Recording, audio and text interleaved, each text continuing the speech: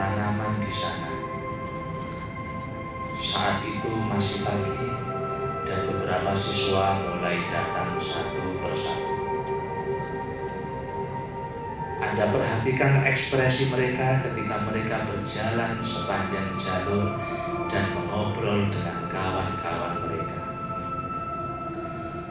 Anda berjalan di jalur itu, lalu memperhatikan apa yang Anda rasakan. Seorang rekan menyapa Anda dengan hangat ketika Anda masuk, dan Anda berbicara selama beberapa saat lamanya. Apa yang ia katakan? Anda menyusuri jalur itu dan memperhatikan lingkungan di sekitar Anda. Anda memasuki kelas Anda, melihat berkeliling pada warna dan setting visi kelas.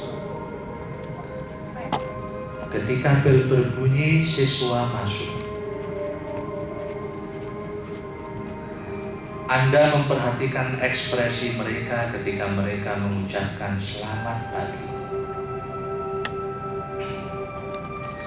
Anda mulai pagi itu memperhatikan sikap mereka terhadap pelajaran dan sikap Anda sendiri ketika Anda mengajar selama hari itu.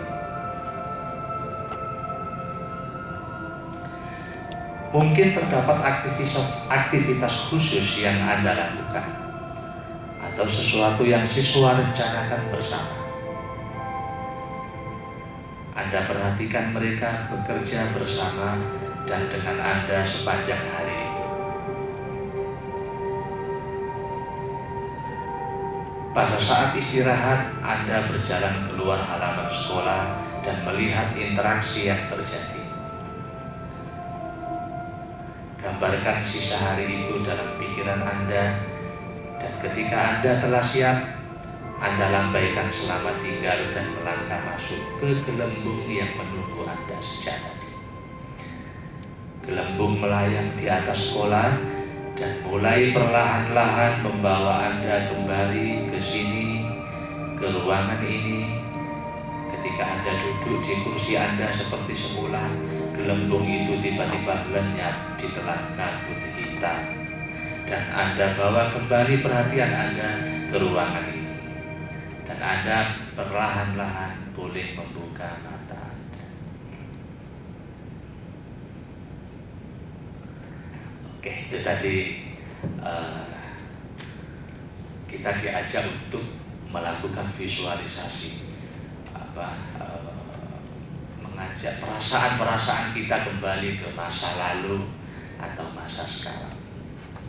Dengan visualisasi itulah kita mampu mengingat kembali aktivitas yang pernah kita lakukan 5, 10, 15 tahun yang lalu, atau bahkan 20 tahun yang lalu, dan bagaimana kondisi kita saat ini. Oke, saya akan bertanya ya. Ketika visualisasi seperti tadi, apa yang Bapak rasakan kira-kira? Ada yang mau berbagi, mau sharing? Saya tidak perlu menunjuk. Ada yang mau berbagi? Halo, ya, Mbak Nara. Perasaan ya Mas? Perasaan aja kan? Ya, oke. Gambarannya apa? Detail ceritanya? Oke. Tadi saya bayangkan kampus Paramadina 10 tahun yang lalu ketika masih di Bidakara. Semuanya karena itu kita nyewa waktu itu di Bidakara, jadi dikelola oleh, sebenarnya pengelolanya Bank Indonesia, BI, punyanya BI, pelatihan BI sering di situ.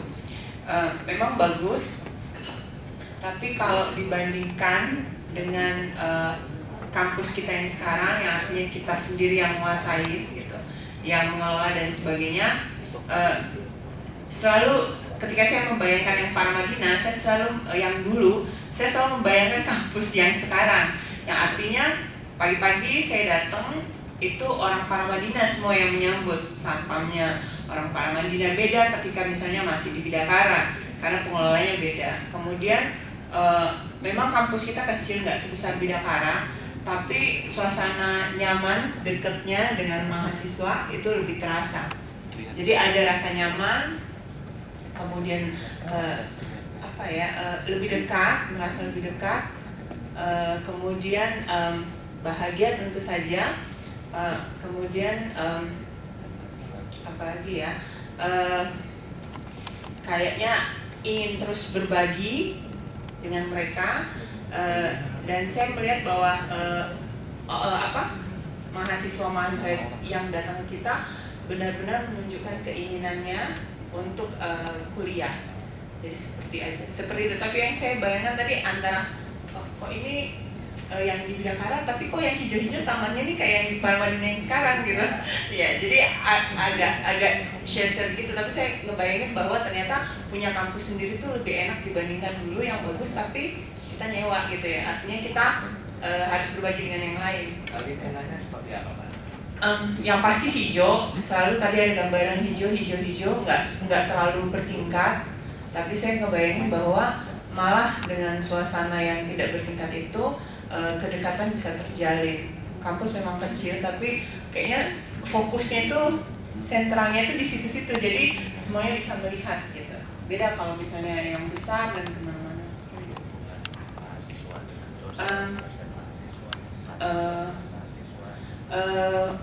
Yang pasti ketika saya jalan semua menegur, kemudian masuk semua